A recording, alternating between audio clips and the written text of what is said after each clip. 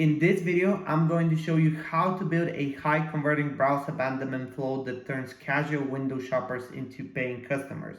Most brands think their cart abandonment flow is enough to recover lost sales, but here's the truth.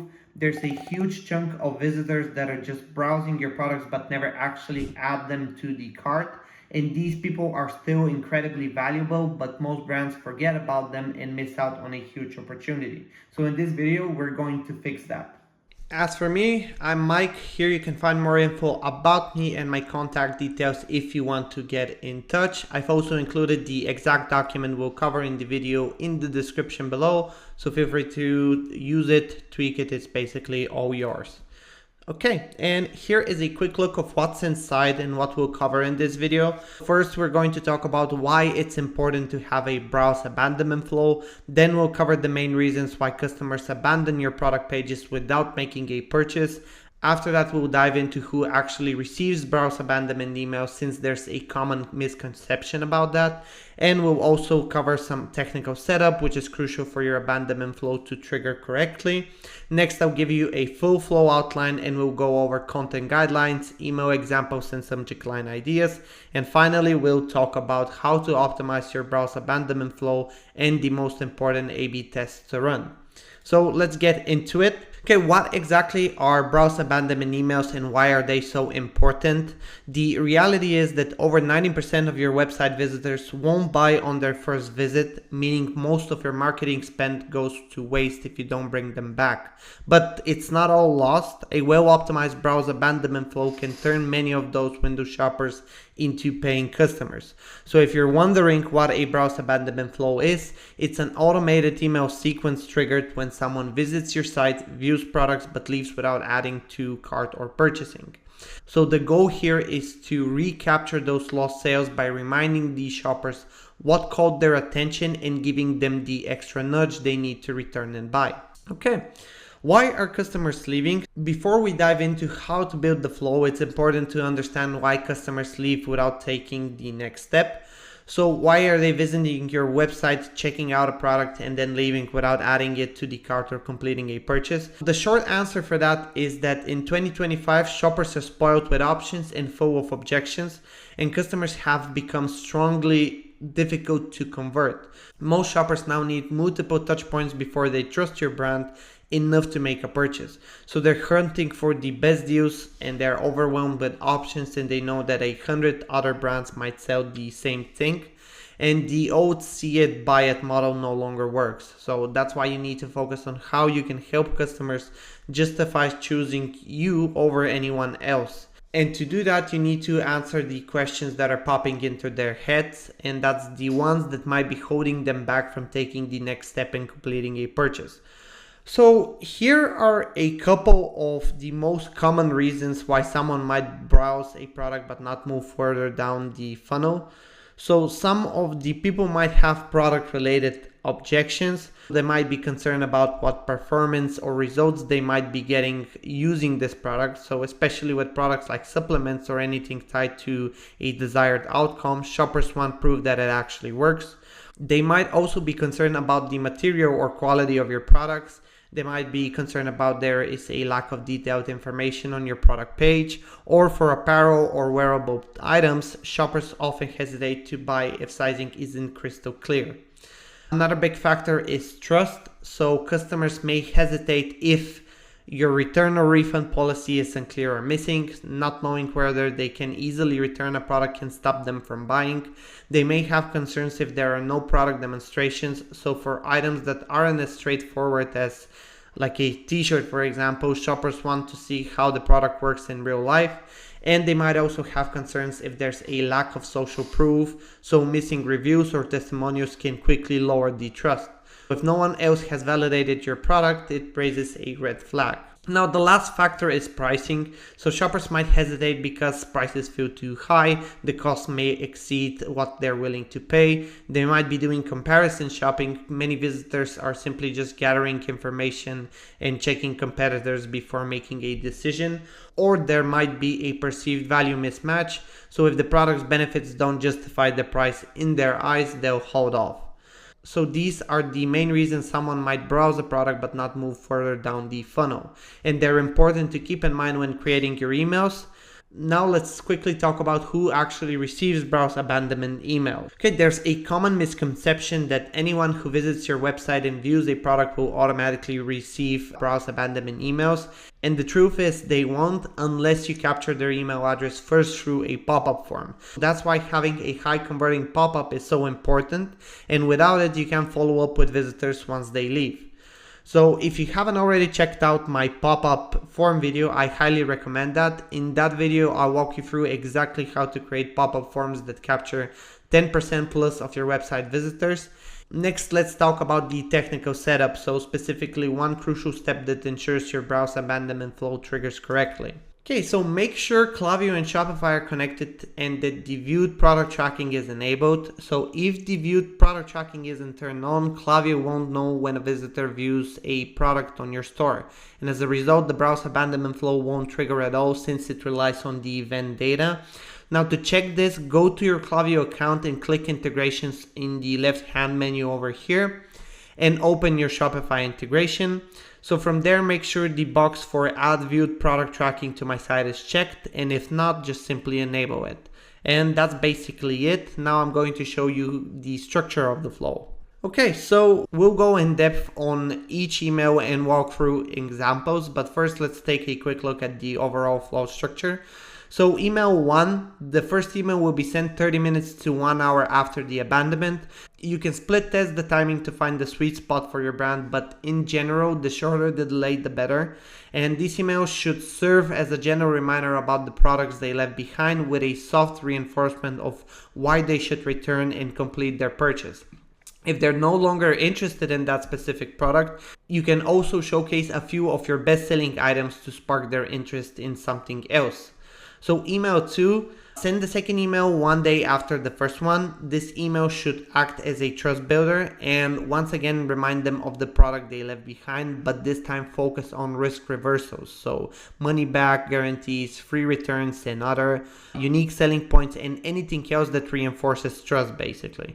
So the goal here is to reassure them that your brand and your products are legit, reliable and worth buying. Now email 3, send this email 1 day after the second one and the goal is to build further trust through social proof. Remind them of the products they left behind and highlight relevant customer reviews, testimonials or user generated content. And you can also showcase bestsellers or similar products to re-engage them if they've lost interest in the original item.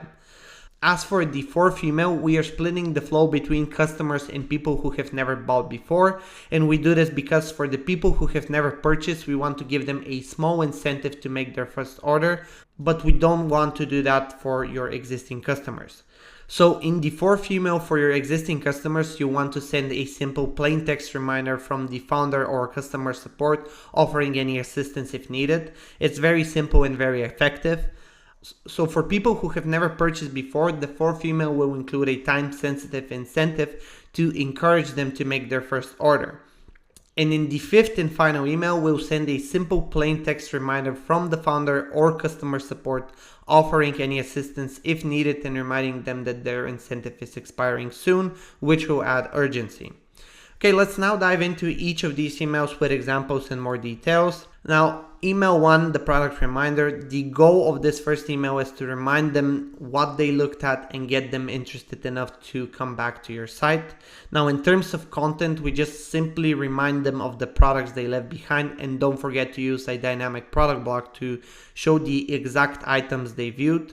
So just showing off the product might not be enough for some people. That's why you also want to include a soft reinforcement of why they should come back and make a purchase.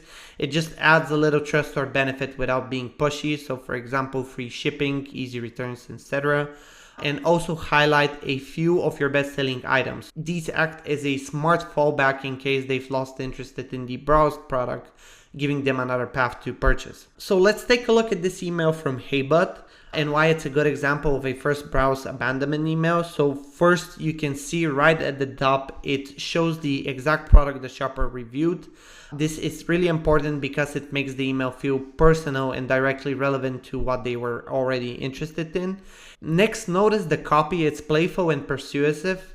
Lines like "you clicked," "you lingered," "we felt the chemistry," "add personality," but at the same time they push the customer a little closer to making a decision without being salesy.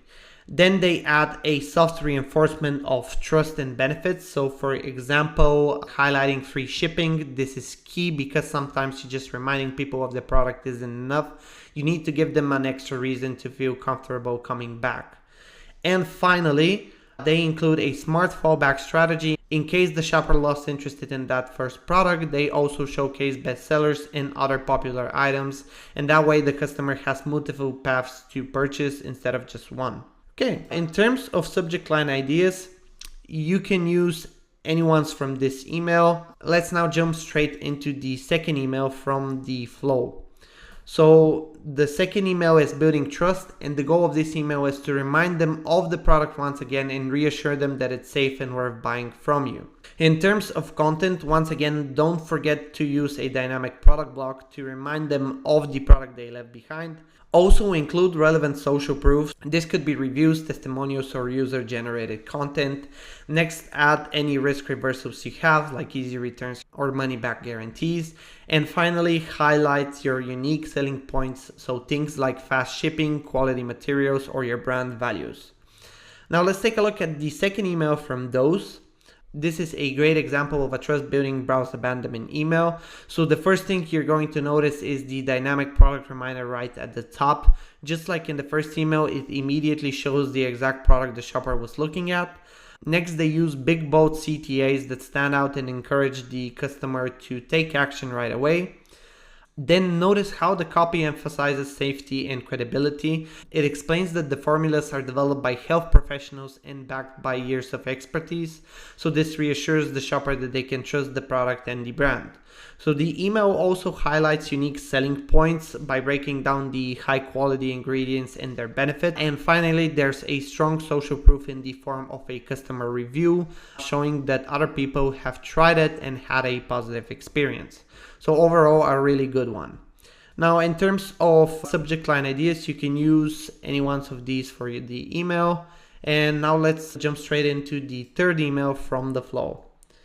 So the third email is social proof, and the goal of this email is to remind them of the product once again and use reviews or testimonials to build further trust.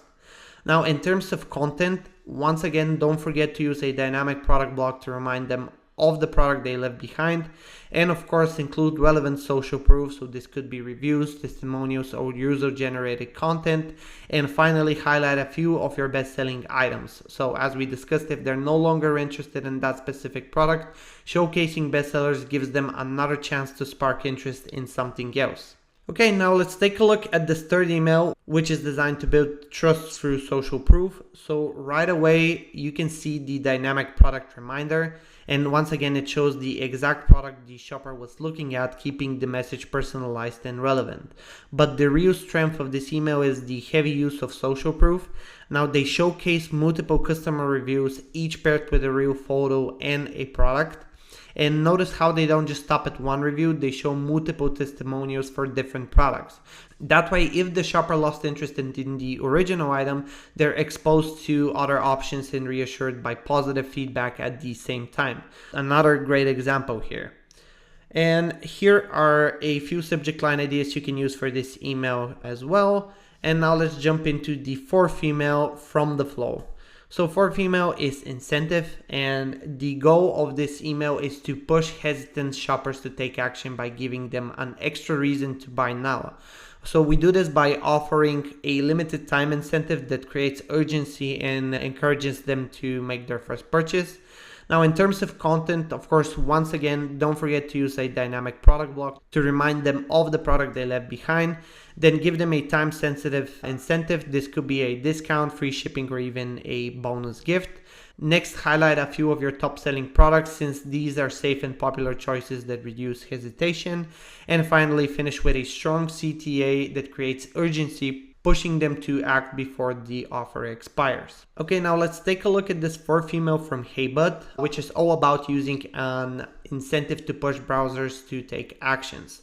So right at the top, there's a clear incentive, and in this case, it's 15% off. So this gives the customer an extra reason to buy now. Next, notice how they add urgency. So they don't just give a discount, they make it time sensitive. So they tell the shopper they only have 48 hours to use the code.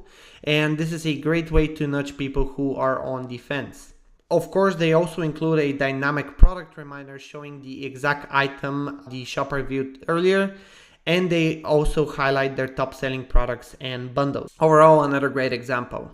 And over here are a few subject line ideas that you can use for this email as well. And let's now just jump into the final email from the flow. So this is email 5. This is the last chance plus check-in. So the goal of this email is to give a final nudge by making it personal, offering help, and reminding them that the incentive is about to expire. Now, in terms of content, we need to offer help. So ask if they have questions or need support choosing the right product.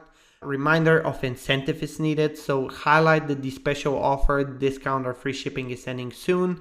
And we need to add urgency. We want to make it clear it's the last chance to claim. Okay, now let's take a look at this last email, which is designed to give shoppers a final nudge before they drop off completely. This particular example was originally used as an abandonment cart email, but with just a few small tweaks, it could work perfectly for a browse abandonment flow as well. What makes this email effective is that it feels personal and helpful. So notice how it's written in plain text and comes directly from the Chief Customer Officer. Right at the start, it offers help, asking if the shopper had any trouble checking out or if they need support. So that personal touch can go a long way in reducing hesitation. Next, the email includes a reminder of the incentive, so it highlights a 10% discount code, giving the shopper one more reason to complete their purchase. And finally, it uses urgency by letting them know that the incentive is expiring. And a couple of few subject line ideas that you can use for this email can be found over here. And yeah, that's the full flow breakdown, but it doesn't end there. Now let's talk about how to optimize your browse abandonment email flow. And below are just a few examples of high leverage A/B tests to run so that you can take your flow from good to great. First is your offer. The offer will have a great impact on the performance of your flow. That's why it's important to A/B test different offers and find one that resonates best with your audience. 2, your offer timing. So test offering incentives in email 4 versus earlier in the sequence to see how it affects conversions. 3, subject lines in preview texts. Another simple but high impact A/B test you can run. So you can just test urgency focused subject lines versus curiosity driven ones. 4, time delays in between emails. So especially for the first one, test 30 minutes versus 1 hour versus 2 hours versus 4 hours. Okay, so if you're an e-commerce brand and need help building a high converting post-purchase flow, my team and I can set it up for you so you can maximize retention and get the most out of every customer. So you'll find the link to book a call in the description below.